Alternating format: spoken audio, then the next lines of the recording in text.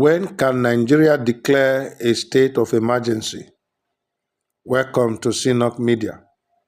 If you are joining us for the first time, please subscribe, like, comment, and share our videos.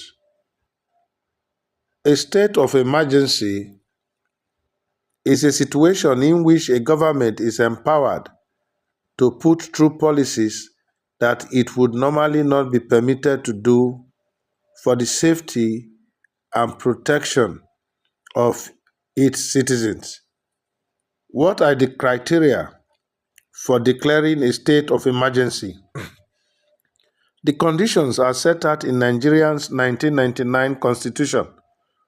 A state of emergency can be declared when Nigeria is at war, the country is in imminent danger of invasion or involvement in a state of war, when there is a breakdown of public order and public safety in any part of the country, and when there is a clear and present danger of an actual breakdown of public order and public safety, when there is an occurrence or imminent danger of the occurrence of any disaster or natural calamity, and when there is any danger which clearly constitutes a threat to the existence of Nigeria.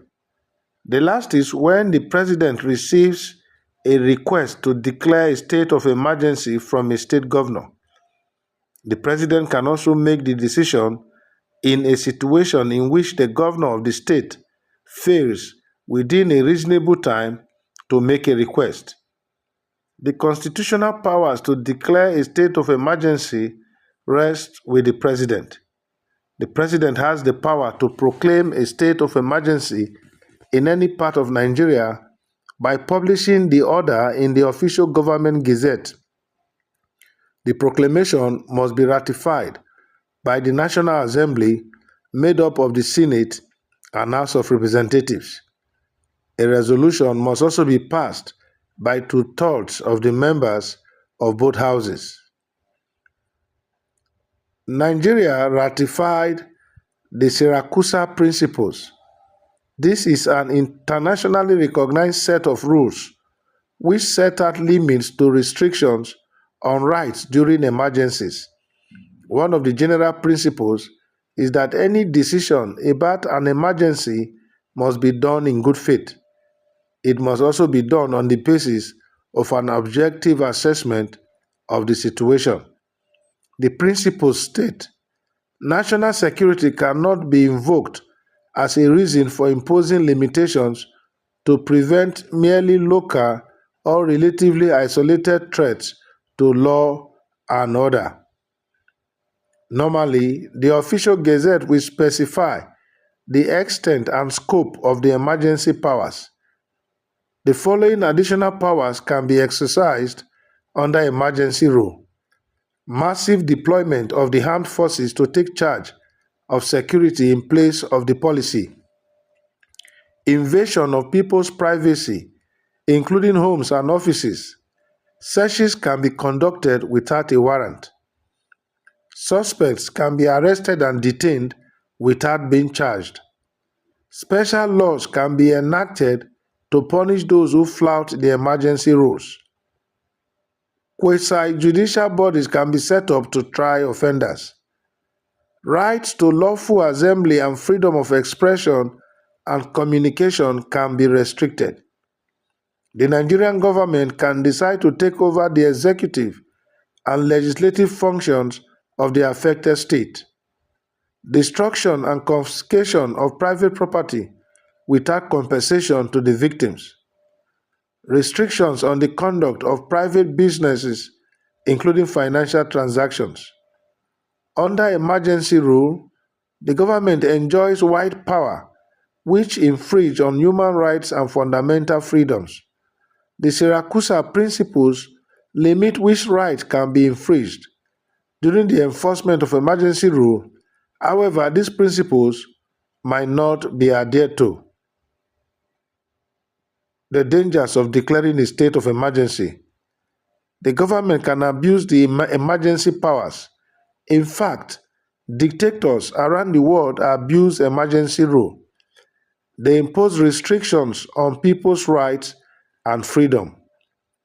It can also lead to temporary suspension of the democratic order and pave the way for the ascendancy of anti-democratic forces. Nigeria runs a federal system, a situation where the federating units are expected to enjoy autonomy. But the country's federal system is deeply flawed, with power and resources inordinately in control of the central government. In this situation, a state of emergency can deepen the unitary structure. The federal government can use the power at its disposal to encroach on the powers vested in the states by the Nigerian Constitution. The possibility of federal government taking over the affairs of the state explains why no state governor has ever requested the president to proclaim a state of emergency in their state. A state of emergency is not an aberration. It's a normal political instrument that can be used under extraordinary circumstances that threatens the survival and national security of Nigeria. It is, however, subject to abuse. This is particularly true in Nigeria, where the role of the legislature and judiciary are constantly undermined and influenced by the executive. In addition, when government decisions are products of subjective rather than objective considerations, states of emergency can be used to settle political scores or advance parochial interest. This is the case in Nigeria quite often. Lastly, a state of emergency can be abused unless both the legislature and judiciary can assert their independence in practice, and rule of law is made the cardinal principle of governance.